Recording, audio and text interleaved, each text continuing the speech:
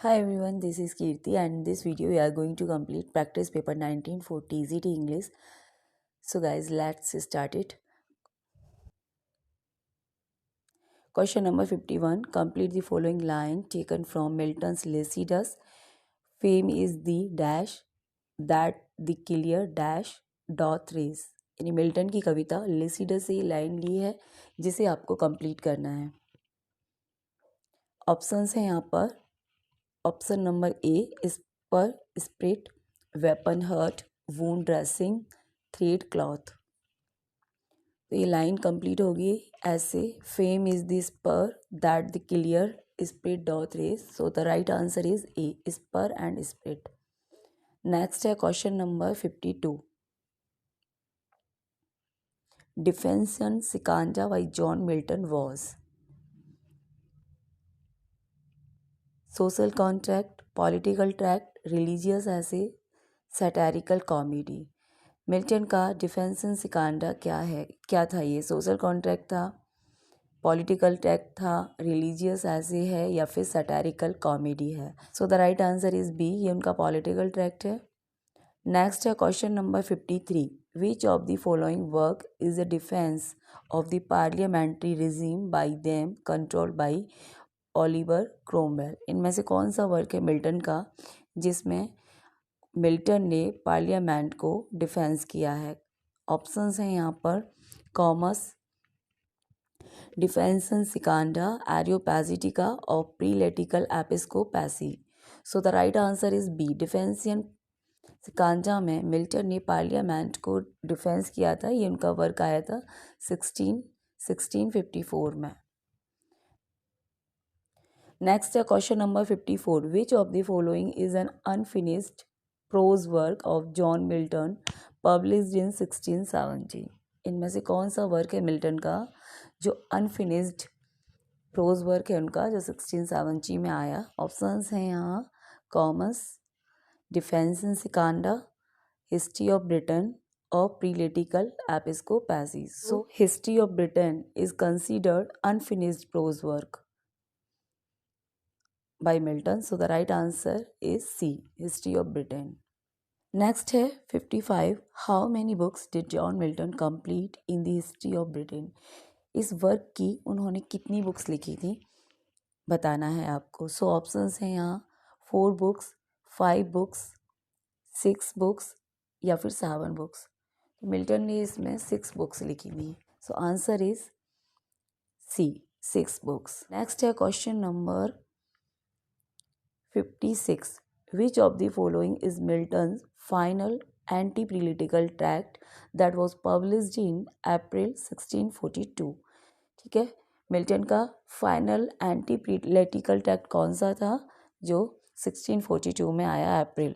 Of Prelatical Episcopacy, animadversions, apology for Smectymnuus, कोलेस्टीरियन.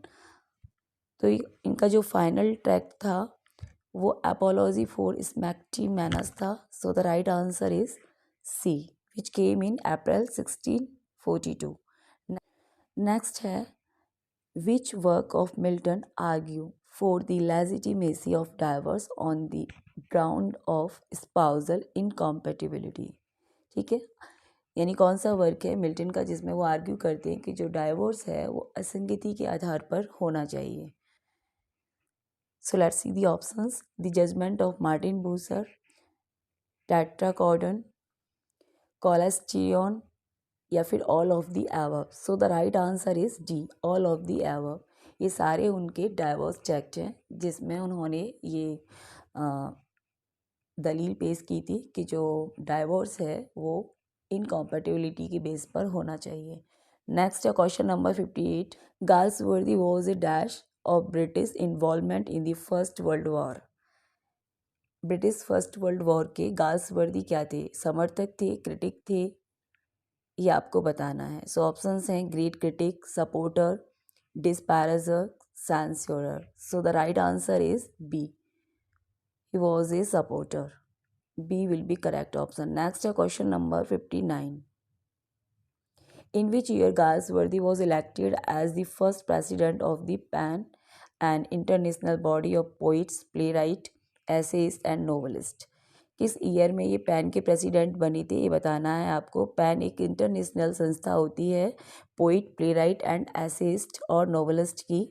सो यहाँ पर options हैं 1920, 1920, 1921, 1922 या फिर 1923।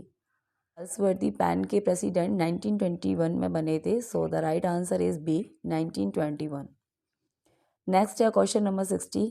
Galsworthy had a unique habit, the habit was. Galsworthy की एक हैबिट थी, वो क्या थी? Write a story and convert into a novel, write a poem and convert into a long narrative poem. Next है to turn an old novel into a new play by changing name, shifting scene and substituting dialogue for narrative, या फिर converting a one act play into a three act drama. So the right answer is C. उनकी habit थी कि old novel को एक new play में transfer करना और उसमें वो अपना मतलब चेंज कर देते थे नेम, और शिफ्टिंग मतलब सीन्स चेंज कर देते थे एंड डायलॉग वगैरह को थोड़ा सा चेंज कर देते थे।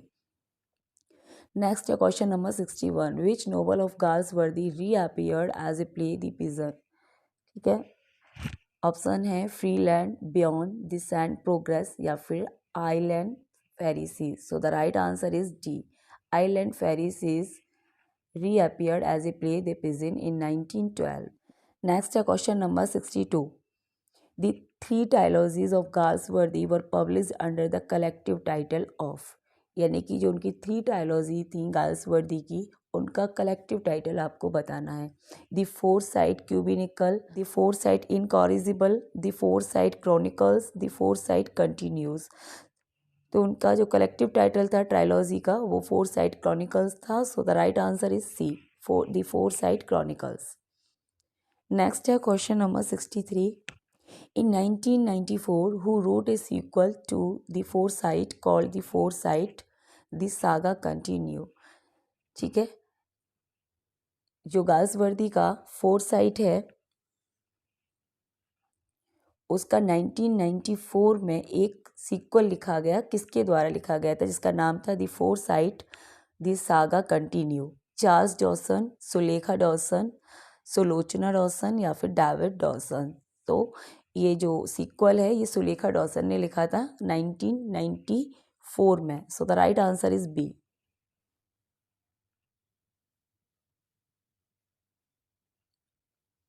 नेक्स्ट है all the plays of Galsworthy may be divided into how many group according to their subject matter. कितने ग्रुप्स में उनके प्ले डिवाइडेड हैं सब्जेक्ट मैटर के अनुसार? ऑप्शंस हैं 3, 5, 4, 6। तो उनका जो प्ले है वो उनके 5 ग्रुप में डिवाइडेड है। So answer is B. Next है question number 65। In which play of Galsworthy the following characters, John Builder, Julia Athene, Maud, Ralph Builder, Guy Haringam, Annie appear। ये जो करेक्टर्स हैं ये गाल्सवर्दी के किस प्ले में अपीयर होते हैं आपको बताना है। ऑप्शंस हैं a family man, Joy, the fugitive, the eldest son. So the right answer is a family man. A family man में ये सारे के सारे करेक्टर्स अपीयर होते हैं हमको। नेक्स्ट है question number 66। In which play of Galsworthy the character Julia speaks all men are not alike. ये स्टेटमेंट है जूलिया का। ये बताना है आपको कि गाल्सवर्दी के किस प्ले में है। A family man, Joy, the fugitive या फिर द एल्डेस्ट सन। तो हमने ऊपर अभी देखा था जो जूलिया है गाल्सवर्दी की प्ले फैमिली मैन में दिखाई देती है। So right answer is a family man. Next है question number 67। What does Malvolio find on the garden path. Malvolio को गार्डन पाथ पर क्या मिलता है? A knife, a letter, a chest, a ring. तो उसे एक लेटर मिलता है। So the right answer is B, a letter. Next है question number 68। What are the initial of the unknown beloved to whom the letter is addressed in 12th night? ठीक है,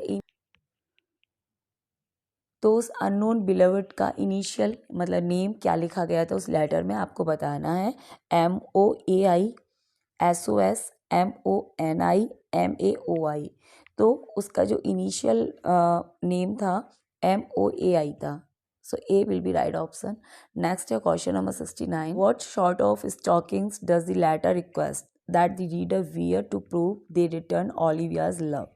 ठीक है, यानी कि उस लेटर में किस तरह के स्टॉकिंग्स की बात की गई थी जो उस रीडर्स को यानी कि मालवोलियो को पहनने थे मतलब अपना प्यार जो है ओलिविया के लिए प्रूव करने के लिए। तो एक फोर्स लेटर था बेसिकली, ठीक है, जो कि मैरिया वगैरह के द्वारा लिखा गया मालवोलियो को उल्लू बनाने के लिए। और मतलब जैसे उसे ये लगे कि ये लेटर उसको ओलिविया ने लिखा है और उसमें उससे स्टॉकिंग पहनने के लिए रिक्वेस्ट की गई थी। तो वो कौन से स्टॉकिंग पहनने की बात उसमें की गई थी? Woollen stockings, green stockings, lace stockings, yellow stockings. तो D will be right option, yellow stockings की बात की गई थी इसमें, जो कि एक फेमस सीन भी है इस प्ले का। नेक्स्ट है question number 70। Who does Cesario meet and speak with first outside Olivia's house? Cesario सबसे पहले मतलब ओलिविया के हाउस जब आ रहा होता है तो सबसे पहले उसकी मुलाकात किससे होती है? Olivia, Malvolio, Feste, Maria. So the right answer is C, Feste से उसकी मुलाकात होती है। नेक्स्ट है 71। What does Olivia do when Cesario politely reject her masses of love? ठीक है, क्या करती है ओलिविया वैन सिजेरियो मतलब मना कर देता है जब उससे लाफ हंसती है, एक्सेप्ट इट, वो revenge, bag for his love. ठीक है, एक्सेप्ट कर लेती है या मतलब बदला लेने की कसम खाती है या फिर वो उससे भीख मांगती है अपने प्यार की। तो ऐसा कुछ भी नहीं है, वो एक्सेप्ट कर लेती है क्योंकि उसका पोलाइटली रिजेक्शन था तो पोलाइटली भी एक्सेप्ट भी कर लेती है। ठीक है, so the right option will be B, accept it.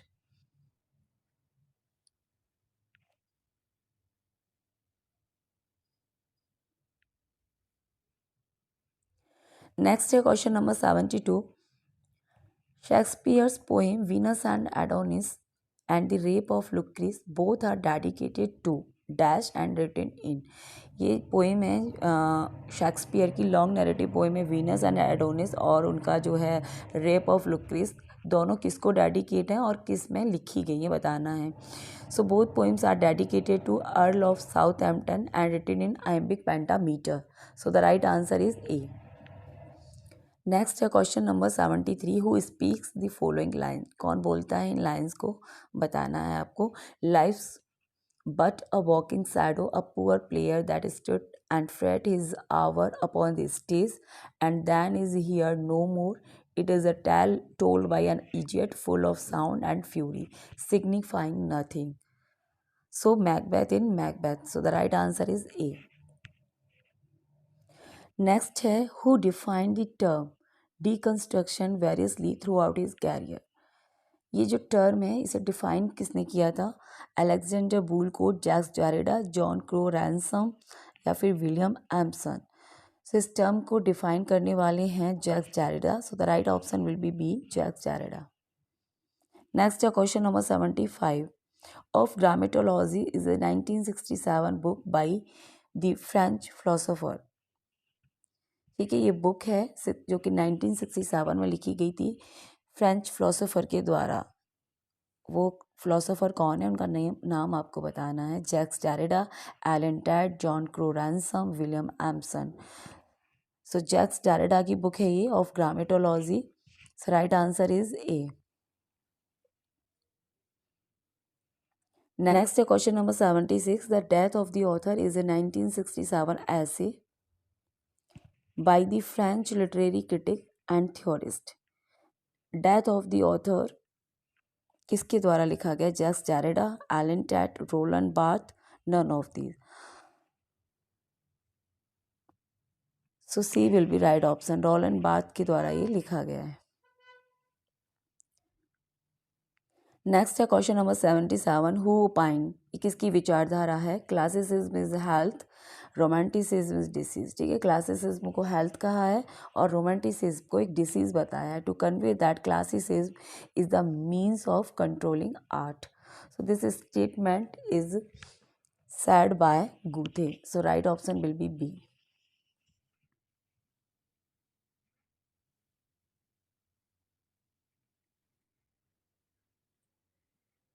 Next question number 78, a prose composition. Prose composition with a focus subject or discussion or a long systematic discourse. Novel, essay, article, journal. So the right option will be B, essay. Next question number 79, the word essay derives from the French word essai which means, ठीक है, ऐसे word French term essai से लिया गया जिसका मतलब होता है to try or to attempt. So the right option will be A. Next question number 80. The first English comedy Ralph Roister Doister was probably first performed about.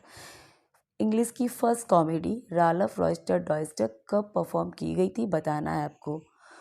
So the right date is 1553. Next है question number 81. Who popularized the comedy of humorous by writing the popular satirical plays Every Man in His Humor 1598, Walpole or the Fox 1606, The Alchemist 1610 and Bartholomew Fair 1614. ठीक है, comedy of humour को popularise करने वाले थे.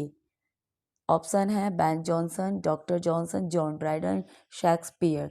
हम सबको पता है Ben Jonson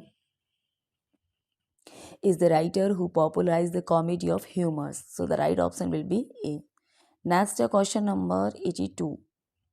The following pronouns my, our, your, her, their are called. ये प्रोनाउंस हैं, इन्हें क्या बोला जाता है? Reciprocal pronoun, indefinite pronoun, distributive pronoun, possessive pronoun. My, our, your, her, their ये पजेसिव प्रोनाउंस होते हैं. So the right option will be D. Next है question number 83. Each other is used for two people or things, whereas one another is used for two person, more than two, less than two, five person. ठीक है, तो each other and one another दोनों क्या है? Reciprocal pronounce हैं जो mutual relationship को दिखाते हैं. तो ईच अदर दो लोगों के लिए यूज़ किया जाता है, वेयर एज एन अदर दो से ज़्यादा के लिए यूज़ किया जाता है. सो आपका जो बी ऑप्शन है वो करेक्ट हो जाएगा, मोर देन टू. नेक्स्ट है question number 84. A reflexive pronoun is normally used when. Reflexive pronoun कब यूज़ किया जाता है? When the subject is talking to oneself, when the object of a sentence is the same as the subject. So आपका जो B वाला option है वो ठीक हो जाएगा, when the object of a sentence is the same as the subject. ठीक है, जब सेंटेंस का जो सब्जेक्ट है वही उसका ऑब्जेक्ट होता है तब हम इसका यूज़ करते हैं. जैसे हम बोलते हैं ना, he hurt himself.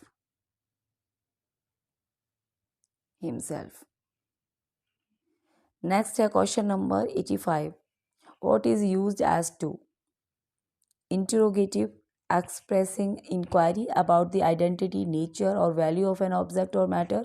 Interrogative expressing inquiry about the character, nature, occupation, position or role of a person.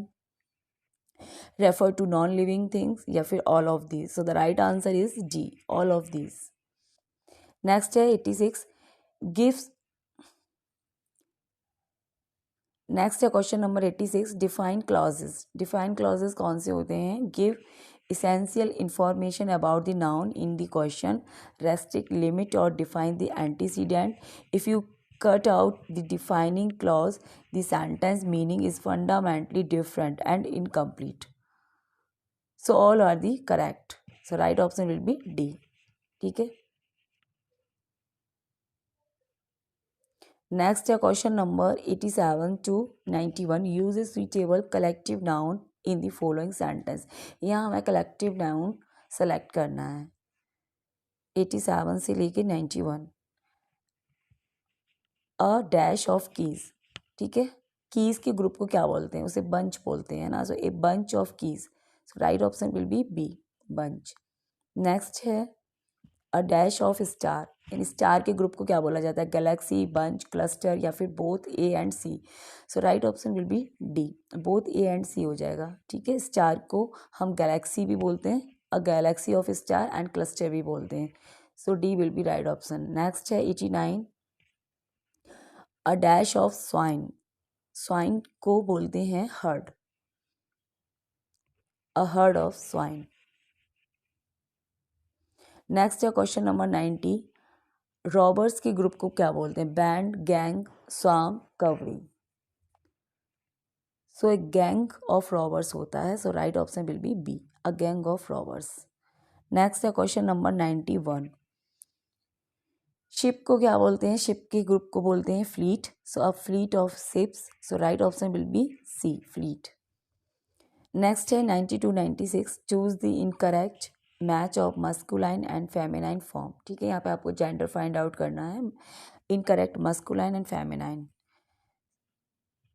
So adopted son, adopted daughter, bear, sea bear, beggar man, beggar woman, billy goat, millie goat.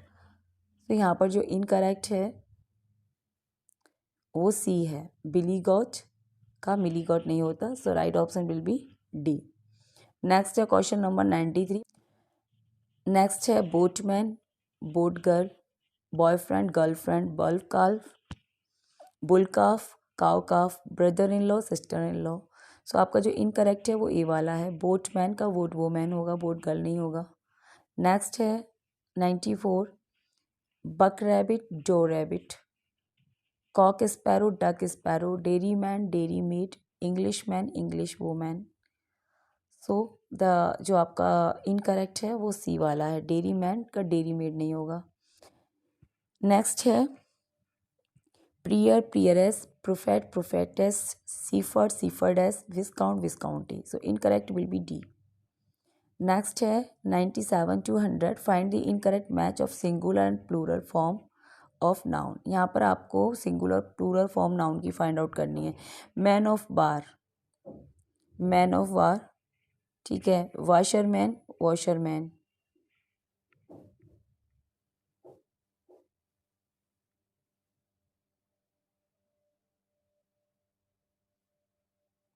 Kingsman, kinsman. Woman doctor, woman doctor. So आपका जो incorrect है वो ये वाला woman doctor. यहाँ जो प्लूराइजेशन है वो दोनों वर्ड्स में होगा, है ना, डॉक्टर्स होगा यहाँ पे, तभी ये करेक्ट होता. Poet laureate, poets laureates, son in law, sons in law, spendthrift, spendthrifts, stepdaughter, stepdaughters. So A will be incorrect. Next है question number 100. Mother in law, mothers in law, passer by, passers by, pickpurse, pickpurses, pickpocket, pickpockets. So A will be incorrect. Mother in law होगा, है ना, mothers in law. Next है what is the suitable prefix for the word polite. Polite word के लिए suitable prefix बताना है. Non polite, अनपोलाइट, impolite या फिर इनपोलाइट. सो इम्पोलाइट होता है. So C will be right option. Next है question number 102. The verb form of necessity is. Necessity का वर्ब फॉर्म आपको बताना है. Need, necessary, necessitate, necessite.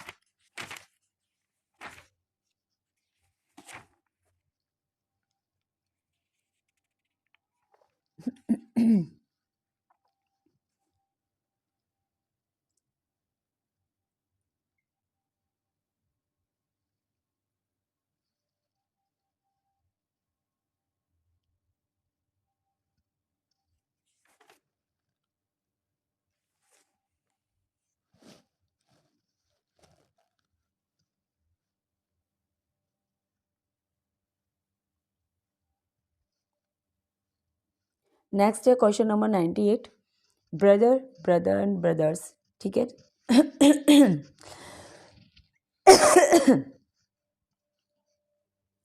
Next है question number 98, brother brothers, child children, children. Next है question number 98, brother का brothers हो जाएगा, चाइल्ड का चिल्ड्रन हो जाएगा, ऑक्स का ऑक्सन हो जाएगा, टर्कोमैन का टर्कोमैन नहीं होगा, so D will be right option. Next है question number 99, singular plural, poet laureate poet laureates, son in law sons in law हो जाएगा, स्पैन थ्रिफ्ट का स्पैन थ्रिफ्ट हो जाएगा, स्टेप डॉटर का स्टेप डॉटर्स हो जाएगा, so A will be incorrect. Poet laureates का पोइट लॉरियट नहीं होगा। नेक्स्ट है mother in law, mothers in laws हो नहीं होगा, है ना, मदर्स इन लॉ होगा, तो आपका जो A will be right option. Incorrect ही है, पासर बाई का पासर्स बाई हो जाएगा, पिक पर्स का पिक पर्सिस हो जाएगा, पिक पॉकेट का पिक पॉकेट्स होता है। नेक्स्ट है 101, what is the suitable prefix for the word polite, polite के लिए सुइटेबल प्रीफिक्स बताना है, नॉन, अन, इम, इन, तो इम्पोलाइट बोलते हैं, so C will be right option. Next है the verb form of necessity is, necessity एक नाउन है, इसका आपको वर्ब फॉर्म बताना है, नीड, नेसेसरी, नेसेसिटेट, नेसेसाइट, नेसेसिटेट हो जाएगा, है ना, C will be right option. Next है question number 103, I have found him negligent dash his work,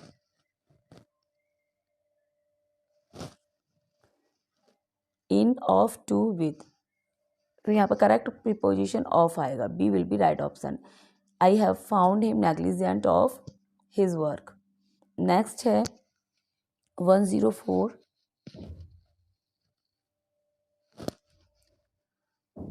a good judge never jumps dash the conclusion, a good judge never jumps to the conclusion होता है, so A will be right option। Next है question number 105, he shook me dash the hand and helped me off with my coat,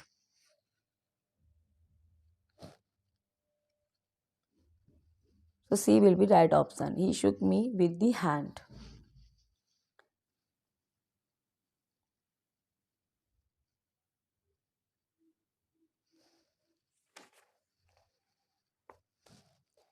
next है यहाँ पर question number 106, she is going to have another blouse made to go with her costume as her old one is quite worn out, okay, worn out आ जाएगा, तो C will be right option. Next है we set dash as soon as the old man pointed out the way to us, तो set of होता है, set of का मतलब होता है प्रस्थान करना, so B will be right option. Next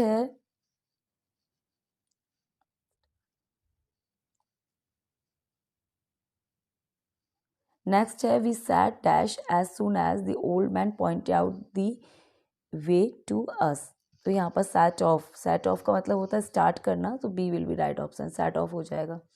next है question number 108, an office for which no salary is paid, ऐसा ऑफिस जहाँ कोई सैलरी नहीं दी जाती, ऑनरेडी बोलते हैं उसे, C will be right option. Next है question number, incapable of being effaced और कैंसल्ड, यानी कि जिसे इफेस्ड और कैंसिल ना किया जा सके उसे क्या बोलते हैं, इनएक्सोरेबल, इनफॉलिबल, इनएक्सप्लिकेबल या फिर indelible, so the right option will be D, indelible. Next है 10, नेक्स्ट है a handwriting which can not be easily read, ऐसी राइटिंग जिसे पढ़ा ना जा सके, eligible, fault, illegible, illegible, so right option will be C, illegible.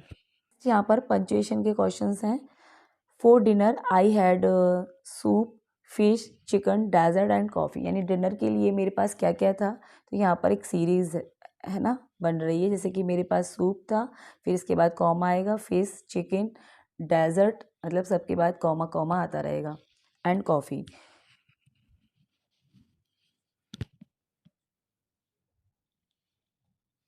So right option will be D, for dinner I had soup, comma, fish, comma, chicken, comma, dessert, comma, and coffee. Next है she was young, beautiful, kind and intelligent, ये भी same type है,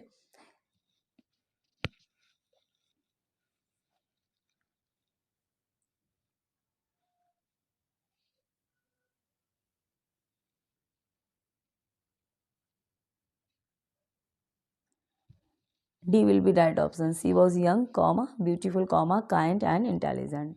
ठीक है. Next है 113. Raj ran toward me fell एल्ट and fainted. 113 का punctuation बताना है आपको.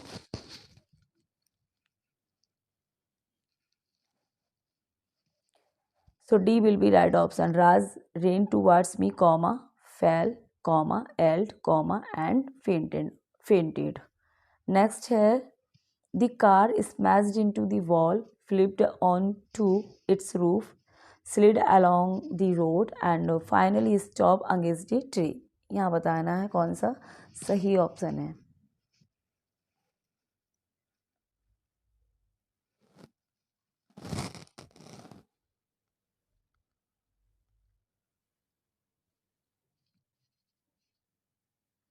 So D will be right option. The car smashed into the wall, comma, flipped onto its roof, slid along the road and finally stopped against the tree.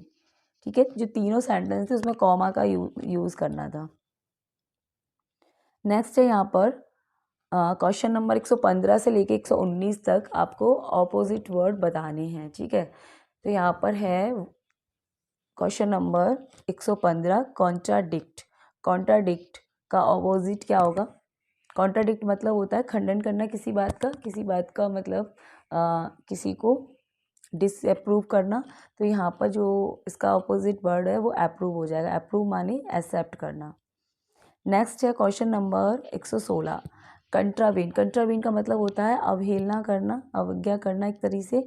तो इसका जो opposite है वो होगा असिस्ट करना, मतलब हेल्प करना. So D will be right option. Next है क्वेश्चन नंबर 17 कंट्राइव. कंट्राइव का मतलब होता है टू क्रिएट. टू क्रिएट करना, कोई चीज़ को उत्पन्न करना, हिंदी में इन्वेंट करना, बनाना, कोई चीज़ को कंस्ट्रक्ट करना.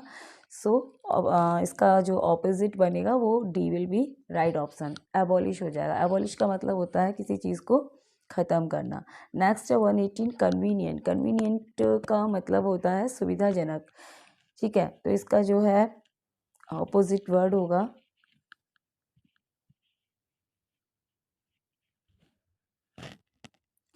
Tedious will be right option. Next है क्वेश्चन नंबर 119 कन्विवियल. कन्विवियल का मतलब क्या होता है? कन्विवियल का मतलब होता है खुशनुमा है ना, और सोशिएबल टाइप पर्सन. तो फेस्टिव, हिलेरियस, रिजॉइसिंग ये सारे इसके सिनोनियम है. अनसोशल इसका ऑपोजिट हो जाएगा. तो D will be right option. Find the incorrect one word for the explanation. यहाँ पर आपको वन वर्ड बताना है. ठीक है. Much damage and misfortune caused by the nature is known as. ठीक है. नेचर के द्वारा जो आपदा आती है उसे कैलामिटी कहते हैं. ये सब ठीक है. इनकरेक्ट बताना है. Murdering of the king. King की हत्या, राज हत्या को राजिसाइड कहा जाता है. मर्डरिंग ऑफ टायरेंट, किसी टायरेंट की हत्या को tyrannicide. Next to but not necessarily touching, adjacent. So D will be right option. Next है question number 121. One who believe that God and universe are the same. ठीक है. उसको pantheist बोलते हैं.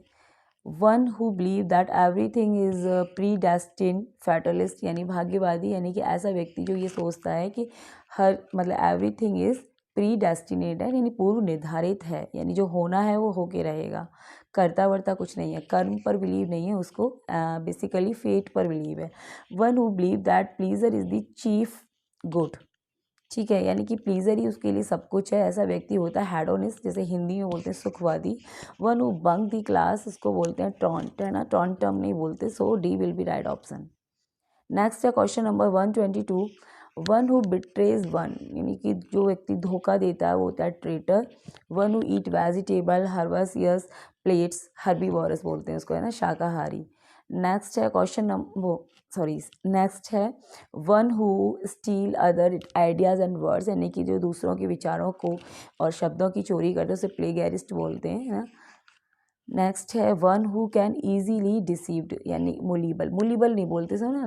D will be right option. उसे गुलीबल बोलते हैं ना, जो इजीली डिसीव जिससे किया जा सके. नेक्स्ट है 123 one who can not be corrected, जिसे सही ना किया जा सके, incorrigible. One who can speak two language, जो दो लैंग्वेज बोल सकता है, बाइलिंगुअल. ऐसा व्यक्ति, one who can use either of his hand with ease, easily दो अपने दोनों हाथों को यूज़ कर सकता है, ambidextrous. And one who champion the cause of women, यानी कि वोमेन का जो कॉज चैम्पियन होता है वो होता है फेमिनिस्ट होता है, इफेमिनिस्ट नहीं होता। So D will be right option. Next है one who claims to be skill in medicine but he is not, यानी ऐसा व्यक्ति जो क्लेम करता है मेडिसन में बहुत एक्सपर्ट है बट एक्चुअली है नहीं, उसे बोलते हैं क्वैक। ठीक है। वन हु कलेक्ट कॉइन न्यूमिसी मैटिस्ट बोलते हैं उसे। नेक्स्ट है one who comes from A village and consider stupid, है ना, जो गांव से आता है उसे क्या बोलते हैं, उसे बम्पकिन बोलते हैं, बेसिकली लंपकिन नहीं बोलते हैं ना। So C will be right option. One who does not care for literature, की केयर नहीं करता, उसको बोलते हैं फिलिस्तीन। नेक्स्ट है and last question of this practice paper is one who does not respect something sacred और holy, ऐसा व्यक्ति जो मतलब ऐसी चीज़ जिस जो सैक्रेड है या होली मतलब पवित्र है उसका सम्मान ना करे, उसे ब्लेसफेमी बोलते हैं। One who fight for the sake of money, money के लिए जो लड़े, मर्सिनरी होता है वो। One who forsake religion, religion छोड़ने वाले व्यक्ति को क्या बोलते हैं, उसको बेसिकली रेनिगेट बोलते हैं। So C will be right option. सी आपका इनकरेक्ट है, बाकी ठीक है। One who has many talent, जिसको बहुत सारा टैलेंट होता है उसको वर्सेटाइल बोलते हैं। सो so guys, this is all about this video. Thanks for visit. Thank you so much.